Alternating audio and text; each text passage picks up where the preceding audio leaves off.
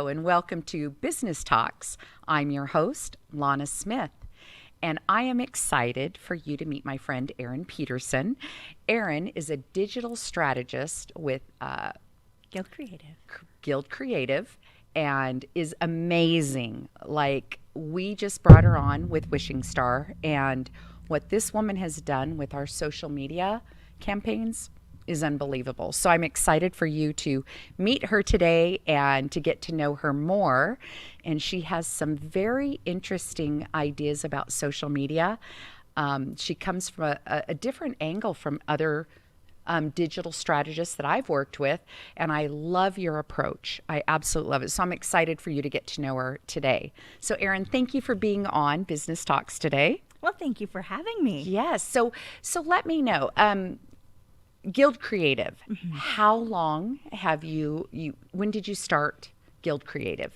I started Guild Creative exactly 2 years ago, and it was all in response to the need I saw in the community for quality social media that isn't just putting a picture up and putting a little, a couple words with it in a caption, but really thinking of a more holistic style of marketing. And a lot of small businesses in Spokane have been struggling with understanding that bridge between the customers who really expect that, 2D handwritten experience versus a more integrated digital strategy. Oh, wow. Okay. Well, I look at what you've done for Wishing Stars social media, and the one thing that has popped out in responses, comments that we've gotten, is how you've personalized our social media. The stories that you tell are the heart of Wishing Star. How do you do that for your clients? Well, I am just naturally curious about my clients and what they do. I think that's the best part of my job, is I get to learn so much about so many different businesses and the diverse, clients that they serve as well. I really have a strong passion for telling those stories in a compelling way to share things that might not be obvious to the general consumer, things that you get to know after working with people for a long time. And you just wish you could have a megaphone and blast that information out to the public. And with social media, you do have that. And through really quality images and quality caption writing, you can gain so much access to clients that you never would have dreamed before. Well, we're definitely experiencing that in working with you. So it's been such a blessing. So the whole digital world. Yes. During COVID. Oh, yes. So let's talk about that. So you have been, you created Guild Creative 2 years ago, so pre-COVID. Mm-hmm. So what changes did you implement? Did you see what trends as we just kind of leaped into COVID? The most important thing that I noted immediately was the lack of human connection. And that was apparent well before even COVID was a concern, because people are more than ever leading very disconnected lives. They don't really talk to the people that are, passing them on the street. They're always looking at their phones. So finding a way to break that connection and give them a chance to really interact in person, especially with the types of businesses that I work with. They're higher end, appealing to an educated audience, to people who have money, to people who have professions. And they really want to connect to real human beings. And that needs to also translate in their customer service. And I always think not just of that first step where you capture someone's attention, but then how are you going to serve that customer all the way through to the end product that they get, take home, use. So we're really listening to people, making them feel heard, and encouraging them to get involved. So what's the biggest change or challenge you've seen during COVID? Actually getting a chance to get out and create content. Okay. With the barriers that we have with masking and with social distancing, even just getting a picture, I know for Wishing Star that has been a challenge for us, a picture of people together when we get a check presented, or getting, an event yes. Oh, planning events has just, we can't do it. So it has presented a lot of challenges, but I have found that people are so resilient and really creative, and it's those businesses that have pivoted and chosen whatever method or means they could could to try to reach their ideal customers have been wildly successful during this time. That's fantastic. So in looking at this digital world we live in, because we really live in a digital world, we kind of, like you've said, face-to-face relationships, just having a conversation, that has all changed. And now with masking, and social distancing, it's non-existent. So what piece of advice would you give to businesses who might be struggling with their social media game? Give me 3 pieces of advice that could really bump up their social media game. The most important thing I can think of is to plan ahead. Don't just post something with a knee-jerk reaction. Really think about what your purpose is with each and every individual post. Try to diversify that information so that your customer is getting a broad picture of all of the pieces of your business. But really, more than anything, use high-quality video and photography. If you're just using a cell phone anymore, it's not going to cut it.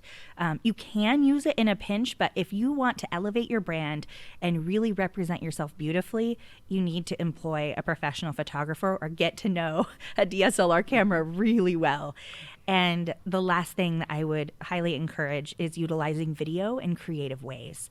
Okay. That one, if you do nothing else, create some fun videos with your staff and think about current trends, really look at other people's social media that you think is reflecting their business well, and get ideas. Borrow things, remake them into your own, and then present that information in a fun and appealing way to your clients, and you'll have people knocking on your door almost immediately. It makes me think of TikTok, Yeah. and how big TikTok has gotten, especially during COVID, because everybody's at home making funny videos. Yeah. So when you look at the TikTok culture, what are people doing wrong and what are people doing right? I think especially with TikTok, sometimes people are creating videos just to entertain. And if you're just trying to entertain and you're not trying to convert your clients, it's not going to help your business. You may get a lot of views, you may get a popular account, but it's all about the conversion. How are you going to get people to spend their dollars at your business? The people who are doing it well are doing several different types. There's really social media to entertain, social media to educate, and social media to inspire. Those 3 purposes, if you change it up from time to time, it will give you the best opportunity to reach the broadest audience. So if you're looking for the most bang for your buck on a video, do you go funny or do you go inspirational or do you go emotional? That's a really good question. And I would say that absolutely depends on your business. For Wishing Star, go emotional. Reach people at their hearts. For a business like, a food or restaurant type of organization, you definitely want to go funny. Make it memorable. Keep your business top of mind. People will remember that hilarious video with the chef, tossing his tongs in the air and, juggling them versus just some sort of boring educational post on how to sear salmon. So that it would depend on the business. Can I just say that I could go the rest of my life without seeing a picture of somebody's meal? Can I just say that? Yes. I understand, I appreciate good food, but if I don't see another half-eaten hamburger on a plate, I'll be good. My life is complete. Why? Why do people feel the need to share every aspect of their life on social media? I think it's that lack of connection. Even when I was in school as a teacher, our instructors talked to us about that digital divide. And anything that they think maybe would be appealing to someone else, people are going to share that in an effort to reach out and try to build connection. And, that connection can be addicting. Social media, when used inappropriately, can be really damaging to people's psyche and how they respond to people. But I am a really passionate food blogger. And I feel so deeply what you're saying, because I have to Yes. think, because there are people out there who don't want to see that. How can I make it so appealing Yes. that even somebody who's like, ugh, another gym post, ugh, another restaurant post, will go, I have to go there. I have to get that burger. And if Yes. I don't, I'm not going to be happy until I do. Okay. Craveable content. Oh, I like that. Craveable content. See, and I appreciate a beautiful picture of a meal. It's those half-eaten things, and or watching people eat on video. Ooh, no, I don't need to know that. Yeah, that's not typically a good look. And I do that for a living, Yeah. you know, with anything that we post on social media. You bring up a really good point, is that we have to think about how it will resonate with both our ideal customer and our friends and our family. I always think of my Aunt Sharon when I am posting on social media. She, to me, is the ultimate example of grace and, you know, propriety. And if it would not make Aunt Sharon happy, then I am not going to be posting So it. this is the rule of Aunt Sharon. Yes, it is. It's a Okay. good one to have. She's like pretty it. amazing. So what kinds of posts do you see, recently? What kind of posts tickle your funny bone or make you cringe or invoke a reaction? Because really that's what we're looking for, right? Yeah. We're looking for a reaction. For me, the tougher ones are the shameless self-promotion, the people who are constantly asking and not giving. I think that's probably the biggest turnoff for me when I'm scrolling through my feed, is if I'm seeing somebody constantly ask me to put reviews on their business or vote for them for this or vote for them for that. That can be really difficult, because social media is about an exchange. So an even, fair exchange of information where one person isn't taking it all. That doesn't inspire you to want to connect with someone. So that one's probably my toughest one. The kind of content I enjoy is when people are genuinely sharing what brings them joy and what gives them passion to do great work. And whether that's, you know, serving the homeless, or you created a really beautiful piece of art. There's a gal, Lily Booth Embroidery. I love seeing the little teeny necklaces that she makes where she hand stitches every loop. Oh, wow. You know, it doesn't matter what it is, as long as someone truly believes in their product. I think it's fascinating. I like that. So one of the main things on social media is we want followers. Yes. So how do you ask for those followers? Because you really do. People aren't led to follow. It seems to me, my experience has been, you have to ask. Is that what you see? Is that, and then how do you do the ask? Yeah, that is a tough one, and it changes all the time. Because each platform has a different way of inviting people to join either your Facebook group, or to follow your Instagram account, or to become a subscriber on your YouTube channel. Yes. There is a quality ask, and there is an ask that seems greedy, especially when you're doing it too much. Okay. I have noticed that quality content will naturally gain followers. If you're spending your time on thinking deeply about what will resonate with people and really creating things that spark your joy and give you excitement, if you would be willing to follow that, then you're probably going to get other people to follow it too. It's when you're putting up social media posts with the expectation that people are just going to follow along that doesn't ever work out well. So I think intention and really showing off your best work every time, that's what's going to grow your following faster than anything else. It's like the law of magnetism. Well, and really that shows the importance of having a digital strategist, because that is what you do. And you do it so well. And so for those of you out there who are trying to build your digital game, website, email, social media, what am I missing? You do it all. Oh, absolutely. And I think that's the most important thing for any business to think about, is what is your customer's experience going to be from the very beginning interaction to the end? You want to make that as seamless as possible. So if you're on Instagram, you can't link anything. in, the posts that you put up. So you have to put it in your bio. Well, what if you have more than one link?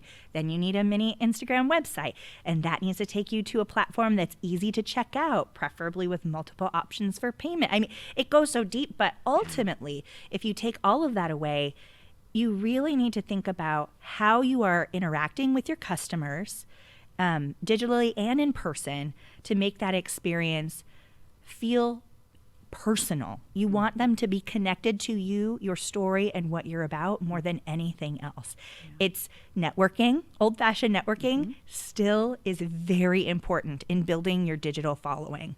If you're being, unkind to people or you're tearing them down, that isn't going to reflect well on you either on social media or in person.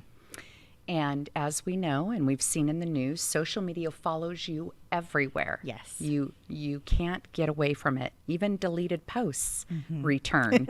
So it's always a good idea to do your what is Aunt Sharon rule. Aunt Sharon rule. Would Aunt Sharon approve? Yeah. Okay, I'm gonna continue to do that. But it's one of those things. We're in a different time and place, and social media is imperative for your business because we are locked in our homes. We are isolated, but we all have social media. So it's a very interesting concept. I'd love to have you back and talk about this more because we've only tip of the iceberg on this. There's so much there. And so what I'd love you to do is just share with our viewers how people can find you. So people can find me pretty easily on social media. You can look up Guild Creative. My personal Instagram is the Spokane Guild, and I go all over the place in the Inland Northwest and find cool restaurants and destinations and beautiful places to go adventure and explore. And that's really my passion project, where I enjoy getting to share cool things with people that improve their lives. So the Spokane Guild on Instagram, Facebook. We have a YouTube channel, Trending Spokane, and a podcast, Trending Spokane. You can find us anywhere podcasts are produced. Yeah. So if you want to up your digital game, this is the gal you need to call, Guild Creative and Erin Peterson. Thank you so much for being on today. You are just a wealth of information in this digital time. I mean, this is what we're doing now. So we have to get, for some of us who might be a little older, it's a little tough for us to move our game, but we have to. We have to continue to evolve just like the digital platform is. So thank you for sharing your insights and your wisdom. And I want to thank you for joining us today on Business Talks. I'm your host, Lana Smith.